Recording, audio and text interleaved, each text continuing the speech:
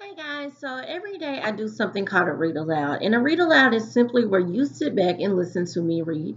This happens right after lunch and recess, and it kind of gives you a minute to relax after being active for a little bit.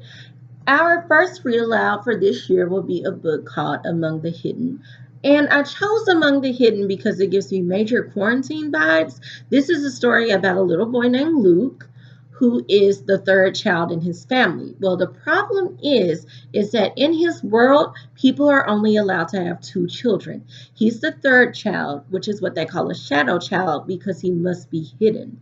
And the first part of the story is all about Luke and how he has to live this mysterious life and be hidden every day until one day he actually meets or comes across another third child like himself. So it's a story about Luke and his journey to finally being unhidden. So today I'm just going to read you chapters 1 and 2. And when I'm done, I want you to make a little prediction. So let's get started. Chapter 1. He saw the first tree shudder and fall, far off in the distance. Then he heard his mother call out the kitchen window, "Luke, inside, now!" He had never disobeyed the order to hide. Even as a toddler, barely able to walk in the backyard's tall grass, he had somehow understood the fear in his mother's voice. But on this day, the day they began taking the woods away, he hesitated. He took one extra breath of fresh air, scented with clover and honeysuckle, and, coming from far away, pine smoke. He laid his hoe down gently and savored one last moment of feeling warm soil beneath his bare feet. He reminded himself, "I will never be allowed outside again, maybe never again as long as I live." He turned and walked into the house as silently as a shadow. "Why?" he asked at the supper table that night. It wasn't a common question in the Garner house. There were plenty of hows. How much rain the backfield get? How's the planning going? Even what's? What Matthew do with the 5/16 wrench? What's Dad going to do about that busted tire? But why wasn't considered much worth asking. Luke asked again, "Why'd you have to sell the woods?" Luke's dad then paused in the midst of shoveling forkfuls of boiled potatoes into his mouth. "Told you before, we didn't have a choice. Government wanted it. You can't tell the government no." Mother came over and gave Luke's shoulder a reassuring squeeze before turning back to the stove. They had defied the government once, with Luke. That had taken all the defiance they had had in them, maybe more. "We wouldn't have sold the woods if we hadn't had to," she said, ladling out a thick tomatoey soup. "The government didn't ask us if we wanted the houses there." She pursed her lips as she slid the bowls of potato onto the table. "But the government's not going to live in the houses," Luke protested. At 12, he knew better, but sometimes still pictured the government as a very big, mean, fat person, 2 or 3 times as tall as an ordinary man, who went around yelling at people, "Not allowed," and "Stop that." It was because of the way his parents and older brothers talked. Government won't let us plant corn there again. Government's hanging the prices down. Government's not going to like this crop. Probably some of the people who live in those houses will be government workers, Mother said. It'll all be city people. If he'd been allowed, Luke would have gone over to the kitchen window and peered out at the woods, trying for the umpteenth time to picture rows and rows of houses where the firs and maples and oaks now stood, or had stood. Luke knew from a sneak peek right before supper that half the trees were now toppled. Some already lay on the ground. Some hung at weird angles from their former lofty positions in the sky. Their absence made everything look different, like a fresh haircut exposing a band of untanned skin on the forehead. Even from deep inside the kitchen, Luke could tell the trees were missing because everything was brighter, more open, scarier. "And then, when those people move in, I have to stay away from the windows?" Luke asked, though he already knew the answer. The question made Dad explode. He slammed his hand down on the table. "Then you gotta stay away now. Everybody and his brother's going to be tramping around back there to see what's going on. They see you." He waved his fork violently. Luke wasn't sure what the gesture meant, but he knew it wasn't good. No one had ever told him exactly what would happen if anyone saw him. Death? Death was what happened to the rump pigs who got stepped on by their stronger brothers and sisters. Death was a fly that stopped buzzing when the swatter hit it. He had a hard time thinking about himself in connection with the smashed fly or dead pig, gone stiff in the sun. It made his stomach feel funny even trying. "I don't think it's fair we gotta do Luke's chores now," Luke's other brother, Mark, grumbled. Can he go outside, son? Maybe at night? Luke waited hopefully for the answer, but Dad just said no without looking up. It's not fair, Mark said again. Mark was the second son, the lucky son, Luke thought when he was feeling sorry for himself. Mark was 2 years older than Luke and barely a year younger than Matthew, the oldest. Matthew and Mark were easily recognizable as brothers, with their dark hair and chiseled faces. Luke was fairer, smaller boned, softer looking. He often wondered if he'd ever look tougher like them. Somehow he didn't think so. Luke don't do nothing nohow, Matthew jeered. We won't miss his work at all. It's not my fault, Luke protested. I'd help more if... Mother laid her hands on his shoulders again. Hush, all of you, she said. Luke will do what he can. He always has. The sound of tires on their gravel driveway came through the open window. Now who? Dad started. Luke knew the rest of the sentence. Who could that be? Why were they bothering him now? His first chance all day to sit down. It was a question Luke always heard from the other end of the side of the door. Today, skittish because of the woods coming down, he scrambled up faster than usual, dashing for the door to the back stairs. He knew without watching that Mother would take his plate from the table and hide it in the cupboard, would slide his chair back into the corner so it looked like an unneeded spare. In 3 seconds, she would hide all evidence that Luke existed, just in time to step to the door and offer a weary smile to the fertilizer salesman or the government inspector or whomever else had come to interrupt their supper. Chapter 2. There was a law against Luke. Not him personally. Everyone liked him. Kids who were born after their parents had already had 2 babies. Actually, Luke didn't know if there was anyone else like him. He wasn't supposed to exist. Maybe he was the only one. They did things to women after they had a second baby so they wouldn't have any more. And if there was a mistake and a woman got pregnant anyway, she was supposed to get rid of it. That was how Mother had explained it years ago, the first and only time Luke had asked why he had to hide. He had been 6 years old. Before that, he had thought very little kids had to stay out of sight. He had thought as soon as he was as old as Matthew and Mark, he would get to go around like they did, riding in the backfield and even into town with Dad, hanging their heads and arms out of the pickup window.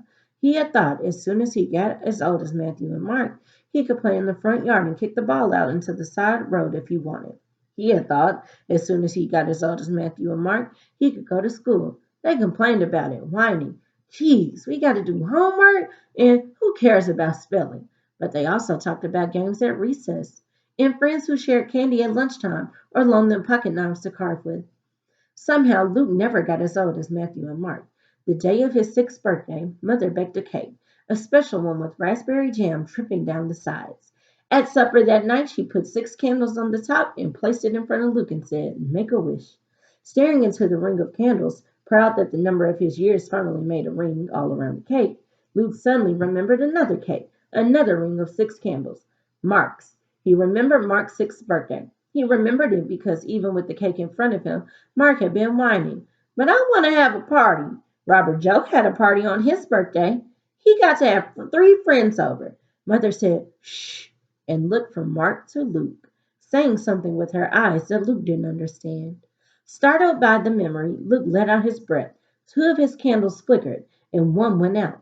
Matthew and Mark laughed. You ain't getting that wish, Mark said. Baby, can't even blow out candles. Luke wanted to cry. He'd forgotten even to make a wish. And if he hadn't been surprised, he would have been able to blow out all 6 candles. He knew he could have, and then he would have gotten, no, he didn't know, a chance to ride to town in the pickup truck, a chance to play in the front yard, a chance to go to school. Instead, all he had was a strange memory that couldn't be right. Surely Luke was thinking about Mark's 7th birthday, or maybe his 8th. Mark couldn't have known Robert Joe when he was 6, because he would have been hiding then, like Luke.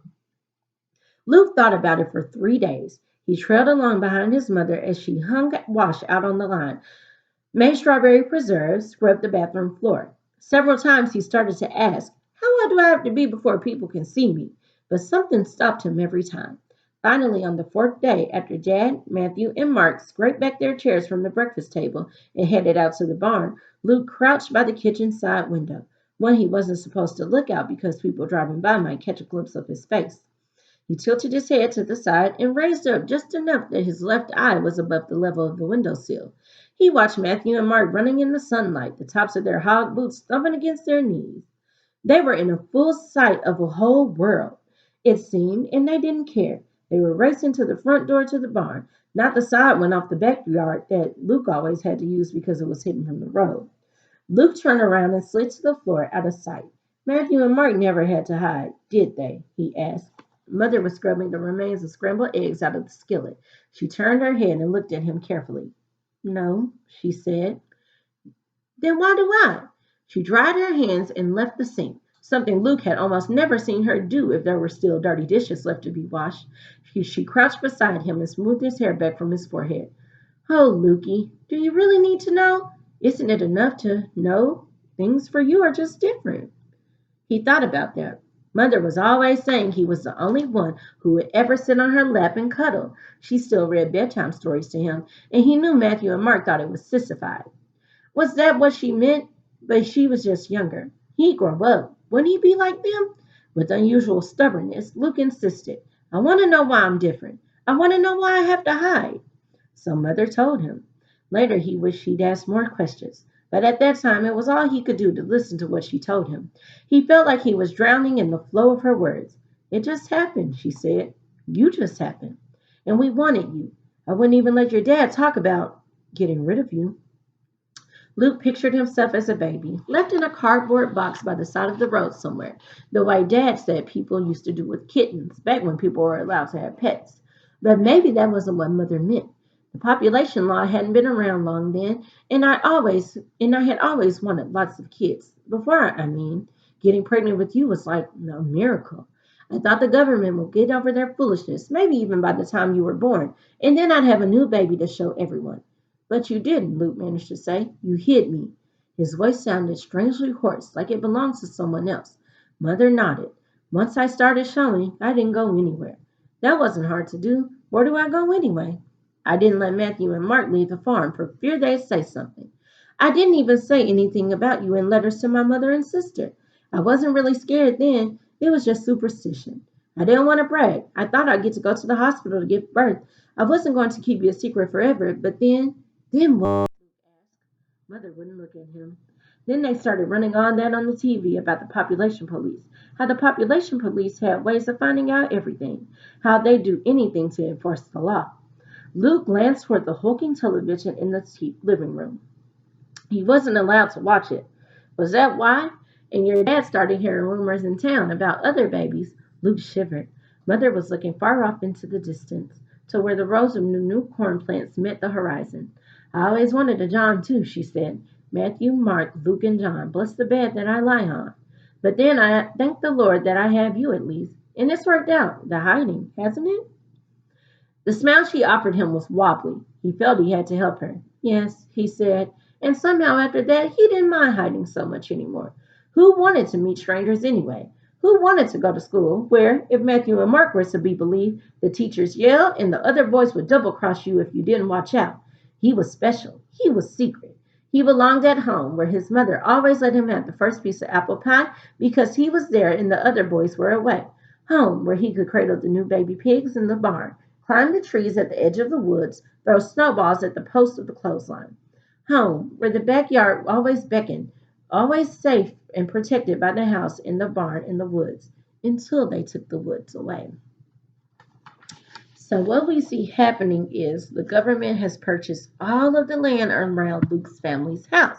And Luke is usually able to at least go outside and play during the day when other kids are at school and other adults are at work, but now they have taken the woods away. So in Google Classroom, I want you to make a prediction about what you think is going to happen now that Luke's woods are gone.